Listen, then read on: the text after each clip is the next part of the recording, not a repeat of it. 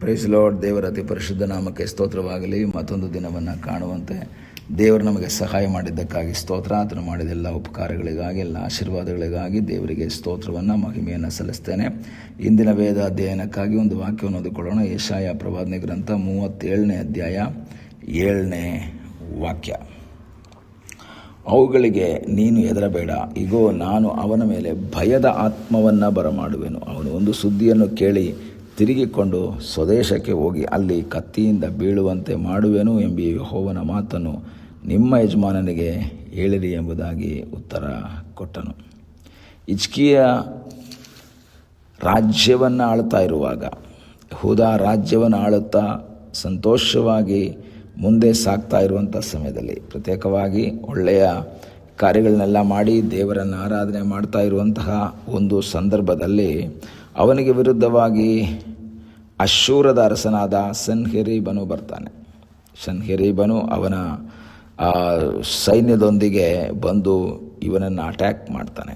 ಯೆರೂಸಲೇಮನ್ನು ಮುತ್ತಿಗೆ ಹಾಕ್ತಾನೆ. ಯೆರೂಸಲೇಮನ್ನು ತನ್ನ ಕಸ್ಟಡಿಗೆ ತಗೊಳ್ಳೋದಕ್ಕಾಗಿ ನೋಡ್ತಾನೆ. ಈ ಸಮಯದಲ್ಲಿ ಅವರು ಬಂದು ರಬ್ಷಾಕೆ ಅಲ್ಲಿರುವಂತಹ ಜನರೊಂದಿಗೆ ಮಾತನಾಡ್ತಾ ಇದ್ದಾನೆ.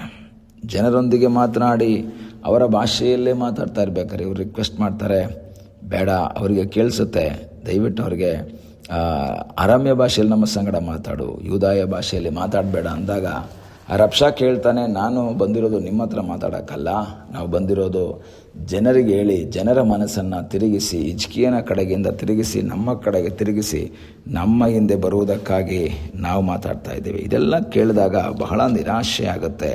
37ನೇ ಅಧ್ಯಾಯ 1ನೇ ವಾಕ್ಯ. ಈ ಮಾತುಗಳನ್ನೆಲ್ಲ ಕೇಳಿದಾಗ ಹಿಜ್ಕೀಯನು ಬಟ್ಟೆಗಳನ್ನು ಹರ್ಕೊಳ್ತಾನೆ, ಗೋಣಿತಟ್ಟನ್ನು ಕಟ್ಕೊಳ್ತಾನೆ, ಯೆಹೋವನ ಆಲಯಕ್ಕೆ ಹೋಗ್ತಾನೆ. ಬಟ್ಟೆ ಹರ್ಕೊಂಡು ಗೋಣಿತಟ್ಟನ್ನು ಕಟ್ಕೊಂಡು ಯೆಹೋವನ ಆಲಯಕ್ಕೆ ಹೋಗಿ ದೇವರ ಮುಂದೆ ಪ್ರಾರ್ಥನೆ ಮಾಡೋಕ್ಕೆ ತಯಾರಾಗ್ತಾನೆ. ಪ್ರಿಯ ದೇವರ ಮಕ್ಕಳೇ, ನಮಗೆ ವಿರುದ್ಧವಾಗಿ ಸಮಸ್ಯೆಯು ದೊಡ್ಡದಾಗಿ ಬರುವಾಗ, ಸಮಸ್ಯೆ ನಮ್ಮ ಮೇಲೆ ನಮಗೆ ಕಂಟ್ರೋಲ್ ಮಾಡೋಕ್ಕಾಗದಂತಹ ರೀತಿಯಲ್ಲಿ ಬರುವಾಗ, ನಮಗೆ ಮಾಡಲಿಕ್ಕಿರುವಂತಹ ಒಂದೇ ಒಂದು ಕಾರ್ಯ ಅಂದರೆ ದೇವರ ಮುಖ, ದೇವರ ಸಾನ್ನಿಧ್ಯ. ಈಗಲೇ ಸಮಯದಲ್ಲೇ ಕರ್ತನಿಗೆ ಹೇಳೋಣ, ಸ್ವಾಮಿ, ಈ ಕಟ್ಟುಗಳು ಬರುವಾಗ, ಸಮಸ್ಯೆಗಳು ಬರುವಾಗ ಪರಿಹಾರಕ್ಕಾಗಿ ನಾನೆಲ್ಲೂ ಹೋಗಲ್ಲ, ಪರಿಹಾರಕ್ಕಾಗಿ ನಾನು ನಿನ್ನ ಬಳಿಯಲ್ಲೇ ಬರ್ತೇನೆ. ನಿನ್ನ ಜೀವಿತದಲ್ಲಿ ಒಂದು ವೇಳೆ ವೇದನೆ ಇರಬಹುದು, ಇಕ್ಕಟ್ಟುಗಳಿರಬಹುದು, ಸಮಸ್ಯೆಗಳಿರಬಹುದು, ಪರಿಹಾರವಾಗದೇ ಇರುವಂಥ ವಿಷಯಗಳಿರಬಹುದು. ಆದರೆ ಅದನ್ನು ಪರಿಹಾರ ಮಾಡುವುದಕ್ಕೆ ಶಕ್ತನಾದೊಬ್ಬ ದೇವರಿದ್ದಾನೆ, ಬಿಡುಗಡೆ ಕೊಡುವುದಕ್ಕೆ ಶಕ್ತನಾದೊಬ್ಬ ದೇವರಿದ್ದಾನೆ, ಜಯ ಕೊಡುವುದಕ್ಕೆ ಶಕ್ತನಾದ ಒಬ್ಬ ದೇವರಿದ್ದಾನೆ. ಈಗಲೇ ಸಮಯದಲ್ಲಿ ಕರ್ತನ ಸನ್ನಿಧಿಯಲ್ಲಿ ಹೇಳೋಣ, ಸ್ವಾಮಿ, ನೀನು ಬಿಡುಗಡೆ ಕೊಡುವಾತನಾಗಿದ್ದಿ, ನೀನು ಜಯ ಕೊಡುವಂತನಾಗಿದ್ದಿ. ಆದರೆ ಇಲ್ಲಿ ದೇವರ ಸನ್ನಿಧಾನದಲ್ಲಿ ಹೋಗಿ ಪ್ರಾರ್ಥನೆ ಮಾಡ್ತಾ ಇದ್ದಾನೆ. ಏನಂತ ಪ್ರಾರ್ಥನೆ ಮಾಡ್ತಾನೆ? ಸ್ವಾಮಿ, ಬಹಳ ಕಷ್ಟ ಬಂದಿದೆ, ಹೆರಿಗೆಯ ಕಾಲ ಬಂದಿದೆ, ಆದರೆ ಇರುವುದಕ್ಕೆ ಬಲ ಸಾಲ್ತಾ ಇಲ್ಲ, ಬಹಳ ಕಷ್ಟ ಆಗಿದೆ. ಯಾಕೆ ಹಿಜ್ಕೀಯನೇ, ನಿನಗೆ ಸೈನ್ಯ ಇಲ್ವಾ? ಅಥವಾ ಇತರ ರಾಜರ ಸಹಾಯ ಯಾಕೆ ತಗೊಳ್ತಾ ಇಲ್ಲ? ಅನೇಕ ಸಂದರ್ಭದಲ್ಲಿ ರಾಜರುಗಳು ಹಾಗೇ ಮಾಡ್ತಾರೆ, ಬೇರೆಯವರ ಸಹಾಯವನ್ನು ಪಡ್ಕೊಳ್ತಾರೆ. ಆದರೆ ಹಿಜ್ಕೀಯ ಒಂದು ವಿಷಯ ತಿಳ್ಕೊಂಡ, ಬೇರೆಯವರ ಸಹಾಯಕ್ಕಿಂತ ನನ್ನ ದೇವರ ಸಹಾಯ ದೊಡ್ಡದು.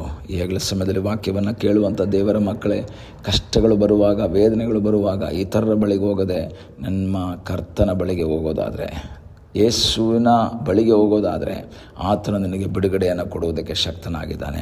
ಆತನು ನಿನ್ನ ಜೀವಿತದಲ್ಲಿ ಬಿಡುಗಡೆಯನ್ನು ಕೊಟ್ಟು ಅದ್ಭುತವನ್ನು ಮಾಡುವುದಕ್ಕೆ ಶಕ್ತನಾದ ಒಬ್ಬ ದೇವರಾಗಿದ್ದಾನೆ.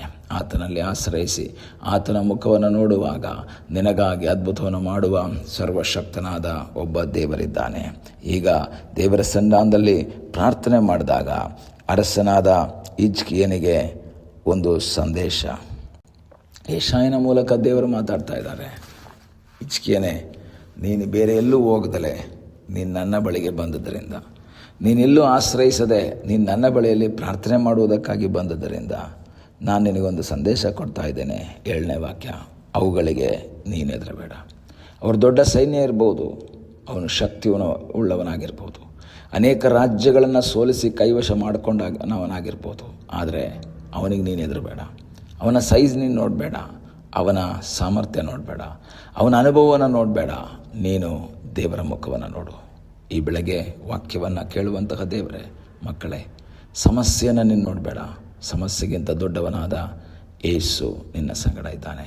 ಆತ ನಿನ್ನ ಜೊತೆ ಇದ್ದಾನೆ. ಆತನು ಹೇಳ್ತಾನೆ, ನೀನಂತೂ ಅವುಗಳಿಗೆ ಹೆದರಬೇಡ.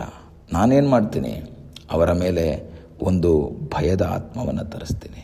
ಇವತ್ತು ಭಯವಿಲ್ಲದೆ ಧೈರ್ಯಶಾಲಿಯಾಗಿ ಬಂದಿದ್ದಾನೆ, ಆದರೆ ಅವನ ಮೇಲೆ ಭಯದ ಆತ್ಮವನ್ನು ಕೊಡ್ತೇನೆ. ದೇವರ ವಾಕ್ಯ ಹೇಳ್ತದೆ, ನಮ್ಮ ಮೇಲೆ ದೇವರು ಸುರಿಸಿರುವಂತಹ ಆತ್ಮ ಹೇಡಿತನದ ಆತ್ಮವಲ್ಲ, ಧೈರ್ಯದ ಆತ್ಮ ಎಂಬುದಾಗಿ ವಾಕ್ಯ ಹೇಳ್ತದೆ. ಹಾಗಾದರೆ ದೇವರು ನಮ್ಮ ಮೇಲೆ ಧೈರ್ಯದ ಆತ್ಮವನ್ನು ಕೊಟ್ಟಿದ್ದಾನೆ. ಅದೇ ದೇವರು ಹೇಳ್ತಾ ಇದ್ದಾರೆ, ಅವನ ಮೇಲೆ ಭಯದ ಆತ್ಮವನ್ನು ಕೊಟ್ಬಿಡ್ತೀನಿ. ಈ ದಿವಸಗಳಲ್ಲಿ ಧೈರ್ಯದ ಆತ್ಮವನ್ನು ಹೊಂದಿಕೊಂಡಂಥ ನಾವು ಭಯದಿಂದಿರುವುದಲ್ಲ, ದೇವರ ಮುಖವನ್ನು ನೋಡುತ್ತಾ ಧೈರ್ಯಶಾಲಿಗಳಾಗಿ ಮುಂದೆ ಸಾಗುವುದಕ್ಕೆ ನಾವು ತಯಾರಾಗೋದಾದರೆ ನಮಗಾಗಿ ಅದ್ಭುತವನ್ನು ಮಾಡುವ ಸರ್ವಶಕ್ತನಾದ ಒಬ್ಬ ದೇವರಿದ್ದಾನೆ. ದೇವರು ಹೇಳ್ತಾ ಇದ್ದಾರೆ, ನೀನು ಹೆದರಬೇಡ, ಯಾಕೆಂದರೆ ಭಯ ಹಿಜ್ಕೀಯನಿಗೆ ಬಂದಿದೆ. ಆದರೆ ದೇವರು ಹೇಳ್ತಾರೆ, ನೀನು ಧೈರ್ಯವಾಗಿರು, ಅವನ ಮೇಲೆ ಭಯದ ಆತ್ಮವನ್ನು ಕೊಡ್ತೀನಿ. ಕಣ್ಣುಗಳನ್ನ ಮುಚ್ಚೋಣ, ಪ್ರಾರ್ಥಿಸೋಣ. ನಮ್ಮನ್ನು ಬಹಳವಾಗಿ ಪ್ರೀತಿ ಮಾಡುವ ಪರಲೋಕದ ತಂದೆಯಾದ ದೇವರೇ, ಈ ಸಮಯಕ್ಕಾಗಿ ಸ್ತೋತ್ರ. ಈ ಸಮಯದಲ್ಲಿ ಮತ್ತೊಂದು ಆವೃತ್ತಿ ನಮ್ಮನ್ನೇ ಒಪ್ಪಿಸಿಕೊಡ್ತೇವೆ. ಭಯದ ಆತ್ಮನಿಂದ ತುಂಬಲ್ಪಟ್ಟಿರುವಂತಹ ನಿನ್ನ ಮಕ್ಕಳಲ್ಲಿ ಆ ಆತ್ಮವನ್ನು ತೆಗೆದು ಧೈರ್ಯದ ಆತ್ಮವನ್ನು ತುಂಬು. ದೇವರೇ, ಎದರದ ಹಾಗೆ ಧೈರ್ಯವಾಗಿ ಮುಂದೆ ಸಾಗುವ ಹಾಗೆ ನೀನವ್ರಿಗೆ ಕೃಪೆ ಮಾಡು ಎಂಬುದಾಗಿ ಪ್ರಾರ್ಥಿಸ್ತೇವೆ. ಪ್ರಾರ್ಥನೆಯನ್ನು ಕೇಳಿದ್ದಕ್ಕಾಗಿ ಸ್ತೋತ್ರ. ಯೇಸುವಿನ ಮುದ್ದಾದ ಹೆಸರಿನಲ್ಲಿ ಬೇಡಿಕೊಳ್ಳುತ್ತೇವೆ ನಮ್ಮ ಪ್ರೀತಿಯ ತಂದೆಯೇ, ಆಮೇನ್. God bless you.